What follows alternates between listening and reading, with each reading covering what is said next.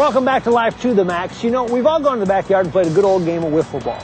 But did you know, with the help of one person, that sport became a league in Minnesota, and that league grew into another league, and then they held a great big invitational tournament, and it's become an annual event. We paid a visit. You know the sport because you probably played it at some time. It's an American tradition that helps nourish America's pastime. There is nothing like a good old-fashioned game of wiffle ball. In Minnesota, they'd been playing it for years in backyards, but not much organized until this man came along, Pat Moriarty. I moved out here from the East Coast in 2004. I had grown up playing wiffle ball and realized after I'd moved out here that there really wasn't much in the way of wiffle ball, so I kind of took it upon myself to get something started, and it just snowballed very quickly. This day is not part of league play, but a 36-team tournament open to everyone, all ages, all sizes, all lovers of one of the simplest sports there is.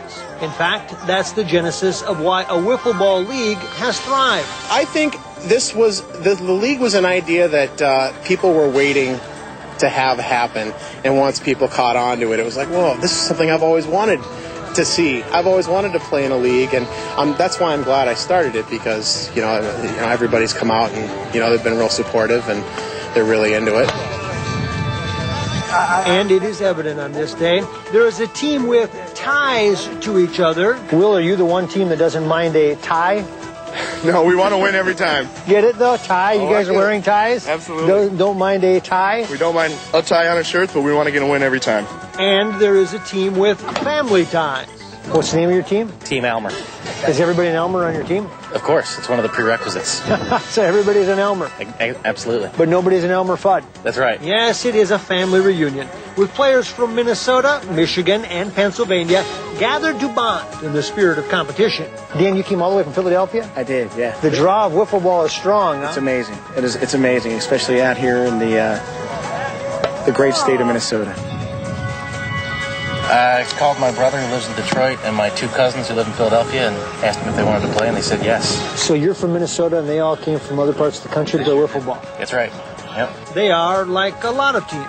A group that grew up with a hobby that never really leaves you. Yeah, we play quite a bit. On the streets, or where do they play there? Backyards, and on the beaches of the Jersey Shore. That explains most of this field. They just find a nice niche in a game that allows you an opportunity to compete. You'd think adults wouldn't be this into wiffle ball, but here you have it. Are they pretty competitive? Some yes, some no. It's all mix and match. Depends who you ask. But there's just something about wiffle ball, isn't there, that everybody's kind of played it and understands it, and you can play it for a long time. It's an extension of childhood, is what it really is. It's just a way to come out here, relive your childhood, keep it going, if only for an afternoon. Not everyone is, shall we say, quite so committed. The Magic Beans is comprised of 3 women and 1 man, all bearing one common thing. They have little experience. We're not doing too well. No, you're not doing so well right now? No. Well, we have Joe. He is our only guy, and he's pitching. So he's getting kind of tired. I feel bad for him. It's our second game, and I don't know if we have. We haven't even scored. You haven't scored a run yet? We've never played before. It seems they have a tough time making things happen. Why can't you guys score any runs? Well, we're swinging, and we're not making contact with the ball. That's the first problem. That's the first problem. Yeah, there are little fundamentals to this game. It's easier to score if you hit the ball. Yeah, that's a good thing. And so it begs a question. Did you just come out here to meet guys? No. We came here to support Make-A-Wish. And to meet guys? No. Come on! No.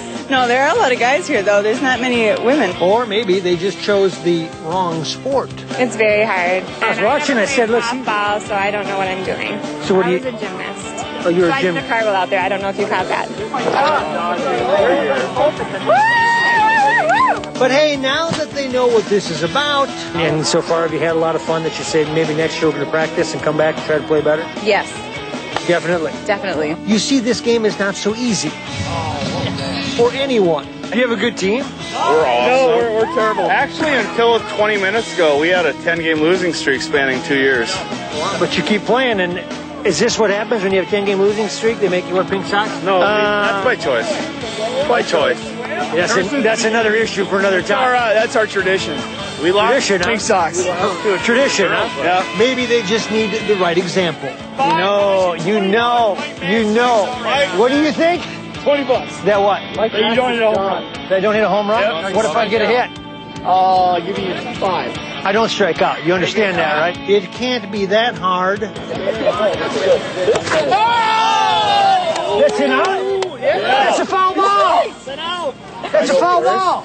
Strike or foul ball. Oh, man, I don't like this now. It's really hard. That's why It looked easy before. You're out. Maybe, but it is a stupid rule. Turns out Pat Moriarty is raising a young player. His daughter Amanda, just 9 years old, is on one of the mounds, but it's a bit of a struggle. You were struggling with control a little bit out there today. What was the problem?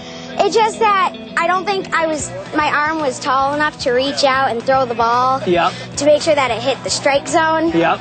So it made it harder for me to throw it and make it hit. Maybe you have to develop a little curveball that just flies right in there, huh? Yeah, my dad's teaching me how to throw curveballs, and we practice every day.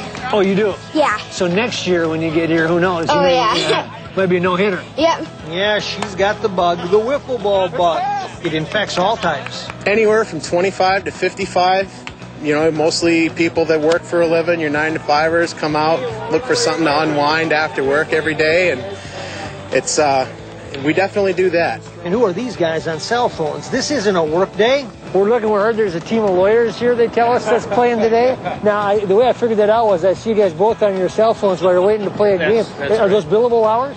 No, I'm afraid they're not, but I guess we never leave work. But this is fun. And it's a day for a cause. The popular Make-A-Wish Foundation will benefit from the proceeds, which simply adds another dimension to it, one that leaves reason for pause. Make-A-Wish, you know, they've been great. They've worked with us every step of the way. When we decided to do a tournament, we aimed high. We didn't just want to have a tournament for the sake of having a tournament. We wanted to kind of help the greater good. And Make-A-Wish was someone that we thought of pretty much right off the bat as someone that we really wanted to reach out and help. Most of us have kids. And, you know, it just seemed to make sense. And this tournament, like the league, just keeps growing, picking up participants who are all affected by the bug. The one that says this is just too much fun. Well, it's grown by leaps and bounds every year. We're hoping someday to hit that 50-team mark, but we'll take 36. Absolutely. 36 with a chance to hit some long balls, perfect. Absolutely. Perfect day. That's right, a perfect day, a great charity, a home run for everyone. But it's kind of fun to get away from it for a minute, isn't it? Oh, absolutely. Yeah, this is great. Summer, you know, wiffle ball, we played it when we were kids, and now we're doing it now this afternoon for a good cause. Coming up, we'll go back out to Hollywood and visit with a Bond girl. Stay with us on Life to the Max.